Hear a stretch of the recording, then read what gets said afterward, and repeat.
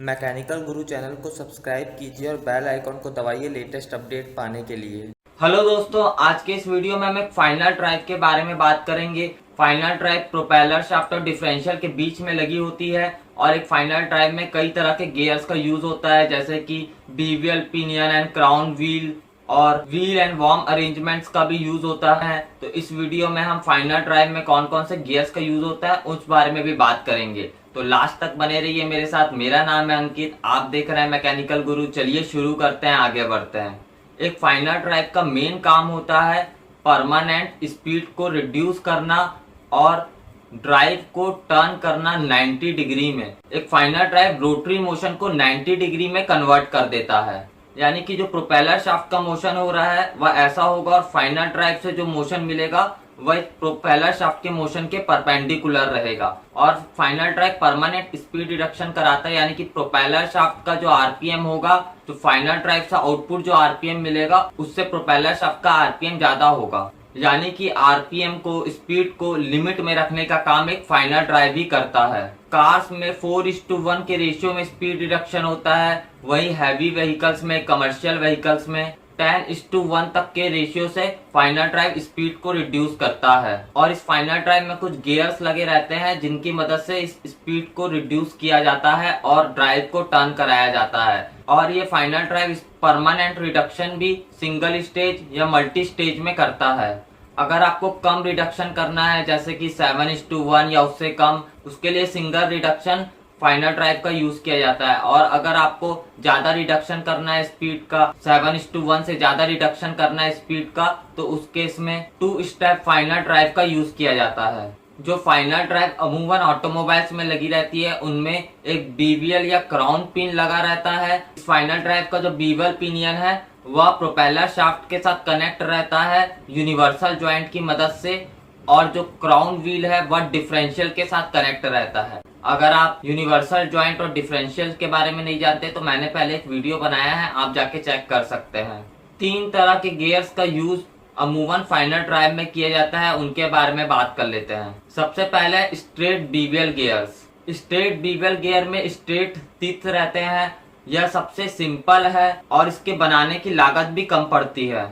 लेकिन क्योंकि straight BVL gear में एक समय में एक ही टीथ कांटेक्ट में रहता है बीवीएल और क्राउन व्हील का, जिसके कारण थोड़ा अनइवन ट्रांसमिशन होता है मोशन का। मोशन थोड़ा डिस्टर्ब होता है जब एक टीथ से लोड दूसरे टीथ में जाता है, जिसके कारण इन गियर्स में से बहुत आवाज होती है और जल्दी खराब भी हो जाते हैं। इसके बाद आता है स्पाइरल बीवर गियर्स। एक स्पाइरल बीवर गियर में कर्व्ड टीथ रहते हैं, जिसके कारण कांटेक्ट बहुत अच्छे से होता है 2 टीथ के बीच में। इसके कारण ये फाइनल ड्राइव बहुत साइलेंट हो जाती है, यानी कि आवाज ज्यादा नहीं करती और ज्यादा स्ट्रॉन्ग रहती है और वियर कम होता है। इसके बाद आते हैं हाइपॉइड गियर्स। हाइपॉइड गियर्स का आज की डेट में फाइनल ड्राइव में बहुत ज्यादा यूज हो रहा है। एक हाइपॉइड गियर का यूज वहां पे ज्यादातर होता है जहां पे हमें ड्राइव को 90 डिग्री टर्न तो करना है, लेकिन दोनों एक्सिस एक ही प्लेन में नहीं है, दोनों एक्सिस का प्लेन अगर अलग अलग है, वहीं पे हाइपॉइड गियर्स का यूज किया जाता है।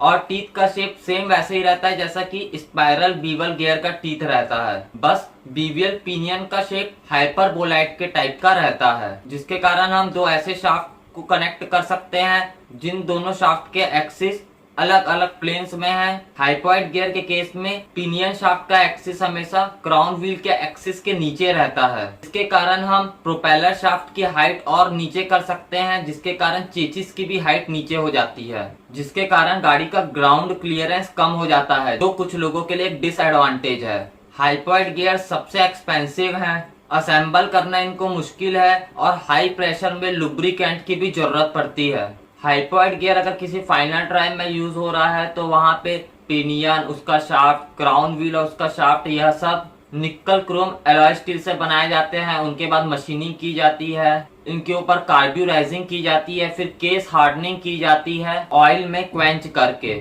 जो अभी मैंने आपको गियर्स बताया वो यूज होंगे जब आपको कम स्पीड रिडक्शन चाहिए, 7:1 से कम चाहिए। यह सब कार्स और पैसेंजर ऑटोमोबाइल्स में यूज होंगे।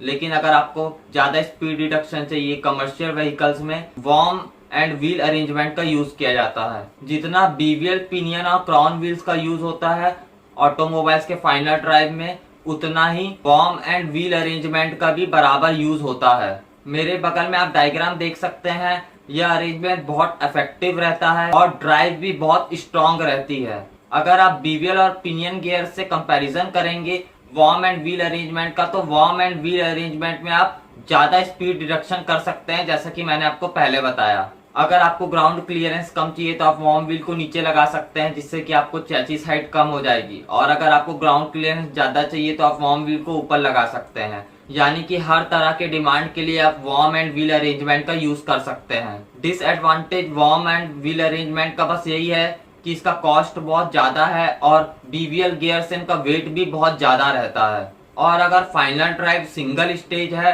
तो इस वॉर्म एंड व्हील अरेंजमेंट की मैकेनिकल एफिशिएंसी भी BVL pinion and crown wheel से कम हो जाती है और इस अरेंजमेंट में लुब्रिकेशन करना भी मुश्किल रहता है। वॉर्म्स को मेनली निकल स्टील से बनाया जाता है और उसका केस हार्डनिंग किया जाता है। वहीं वॉर्म व्हील को बनाने के लिए फॉस्फोर ब्रॉन्ज का यूज किया जाता है। तो दोस्तों आज हम लोगों ने फाइनल ड्राइव के बारे में बात की और फाइनल ड्राइव में किस किस तरह के गियर्स का यूज होता है उस बारे में हमने बात की। मुझे उम्मीद है कि आपको ये वीडियो पसंद आया होगा। अगर पसंद आया तो जरूर मेरे चैनल को लाइक शेयर और सब्सक्राइब करना और अगर आपके पास कुछ क्वेरीज है तो नीचे कमेंट्स में जरूर पूछना, क्योंकि मैं आपके लिए रोज ऐसी अच्छी वीडियोस लेके आता रहता हूँ।